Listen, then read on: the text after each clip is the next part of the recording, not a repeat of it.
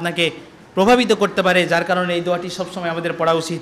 এবার আমি বলছিলাম আজকে এই দোয়াটি সর্বশেষ শিক্ষা দিয়ে আজকের আলোচনা শেষ করবে ইনশাআল্লাহ। আল্লাহ রাসূল সাল্লাল্লাহু আলাইহি ওয়াসাল্লাম তিনি বলছেন, যদি কোনো ব্যক্তি তাদের সন্তানদেরকে বাঁচানোর জন্য তাদের সন্তানদেরকে যদি সকাল সন্ধ্যায় এই দোয়াটি পাঠ করায়, তাহলে পৃথিবীর মধ্যে এমন কোনো কিছু নেই যে তাদেরকে ক্ষতি করতে পারে। আপনি বলেন যে ভয় লেগেছে, আপনি বলেন যে মানুষের নজর পড়েছে, আপনি বলেন যে বিভিন্ন কিছুতে প্রভাবিত করেছে, আপনি বলেন যে কোনো কিছু তাকে আক্রমণ করেছে, ওয়াল্লাহি আল্লাহর কসম করে বলছি, রাসূল সাল্লাল্লাহু আলাইহি ওয়াসাল্লাম তিনি বলছেন, বুখারী শরীফের 3371 নম্বর হাদিস, 3371 নম্বর হাদিস, কোনো ব্যক্তি যদি এই দোয়াটি পাঠ করতে পারে, এই দোয়াটি, তাহলে তার সন্তানকে কখনোই কোনোভাবেই কোনো কিছুতেই আক্রমণ করতে পারবে না। মনে রাখুন, শুধুমাত্র আপনার সন্তানকে নয়, এমনকি মানুষকে পোকামাকড়, সাপ, বিচ্ছু যেগুলো রয়েছে এগুলোও কখনো আক্রমণ করতে পারবে না। দোয়াটি কি? দোয়াটি হচ্ছে আউযু বিকালিমাতিল্লাহি তাম্মাতি মিন কুল্লি শাইতানিন ওয়া হাম্মা ওয়া মিন কুল্লি আইনিন লাম্মা। এক, আউযু বিকালিমাতিল্লাহি তাম্মাতি মিন কুল্লি শাইতানিন ওয়া হাম্মা ওয়া মিন কুল্লি আইনিন লাম্মা। শয়তান, মানুষের বদনজর এবং খারাপ সাপ বিচ্ছু থেকে, যত বিষাক্ত জাতীয় যত কিছু খারাপ ছিল সমস্ত কিছু থেকে আমরা আশ্রয় প্রার্থনা করছি এই দোয়াটির মাধ্যমে। অতএব আপনি যদি এই দোয়াটি পাঠ করতে পারেন, তাহলে কোনো সাপ বিচ্ছু আপনাকে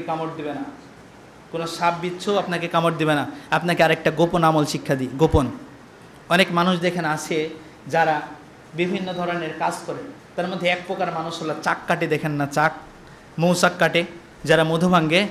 তারা যদি আমলদার হয়, অর্থাৎ যদি তারা ইখলাসের সহিত তাদের নিজেদের জীবনকে যদি পরিচালিত করতে পারে, সে যদি ইমানদার হয়, তাহলে অন্য কোনো কিছু পড়বে না, একটা দোয়া পড়াই যথেষ্ট হবে। ইনশাআল্লাহ বলুন, এই একটা দোয়া পড়াই যথেষ্ট হবে। কেননা এই পোকামাকড় বিচ্ছু থেকে, কামড়ানো থেকে দোয়াই হচ্ছে এইটা, আউযু বিকালিমাতিল্লাহি তাম্মাতি মিন কুল্লি শাইতানি ওয়া হাম্মা ওয়া মিন কুল্লি আইনিন লাম্মা। এই দোয়াটাই শুধুমাত্র যথেষ্ট হয়ে যাবে। কতজন পড়ে এই দোয়াটা? অনেকজন মানুষ পড়ে। সম্মানিত উপস্থিতি, তাই বলছিলাম অনেক কিছুই আমাদেরকে শিক্ষা হলো, আপনাকে চাক কাটার দোয়াটাও শিখিয়ে দিলাম। সম্মানিত উপস্থিতি, আপনার সন্তানকে কুমন্ত্রণা থেকে বেঁচে থাকার দোয়া শিখালাম। কোনো খারাপ সাপ বিচ্ছু পোকামাকড় যাতে আপনাকে আক্রমণ করতে না পারে, যার কারণে এই দোয়াটাও শিক্ষা দিলাম। এই সমস্ত কিছুই হচ্ছে একটা দোয়াতেই কাজ করে। তাই এই দোয়াটা আমাদের পড়ার প্রয়োজন আছে কি নাই? তো অবশ্যই আমরা যারা জানি তারা অবশ্যই পড়ব, সবসময় পড়ব, চেষ্টা করব, সকাল সন্ধ্যায় পাঠ করব। আর যারা জানি না তারা জানবো কি জানবো না? প্রয়োজন নেই নাকি?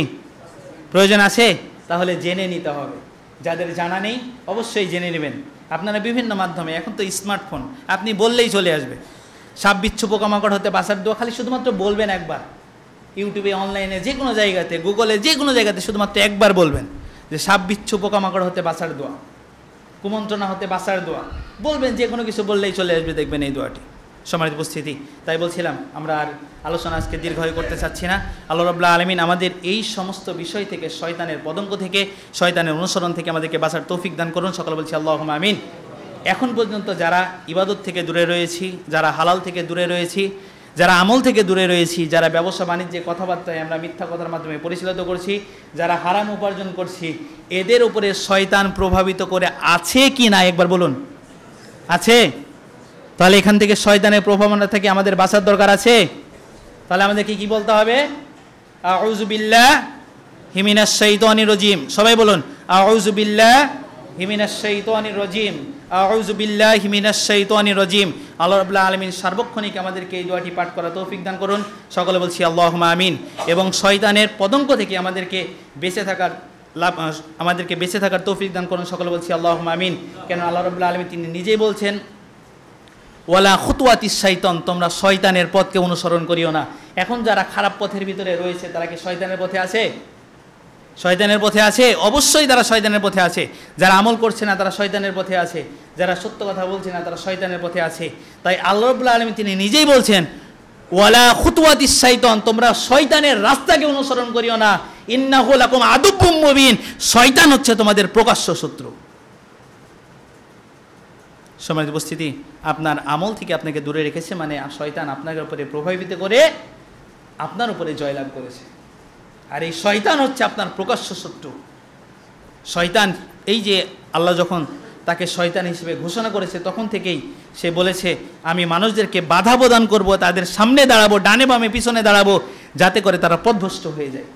আর এইটাই কাজ করছে, যাতে করে দেখুন সমাজের অধিকাংশ মানুষই হচ্ছে শয়তানের প্ররোচনায় আমরা তার পথেই পরিচালিত হচ্ছি। আল্লাহ রাব্বুল আলামিন শয়তানের সকল পতঙ্গ থেকে আমাদেরকে বেঁচে থাকার তৌফিক দান করুক। সকলে বলছি আল্লাহুম্মা আমিন। যত ধরনের বদ কাজ, খারাপ কাজ আছে, সকল কাজ থেকে আমাদেরকে বেঁচে থাকার তৌফিক দান করুক। সকলে বলছি আল্লাহুম্মা আমিন। আমাদের জীবনে হারাম উপার্জন থেকে বেঁচে থাকার তৌফিক দান করুক। সকলে বলছি আল্লাহুম্মা আমিন। এই দোয়া এবং এই দাবি রেখে, এই দাওয়া রেখে আজকের মতো এখানে এই আলোচনা শেষ করছি। ওয়া মা আলাইনা ইল্লাল বালাগ। আসসালামু আলাইকুম ওয়া রাহমাতুল্লাহি ওয়া বারাকাতুহু।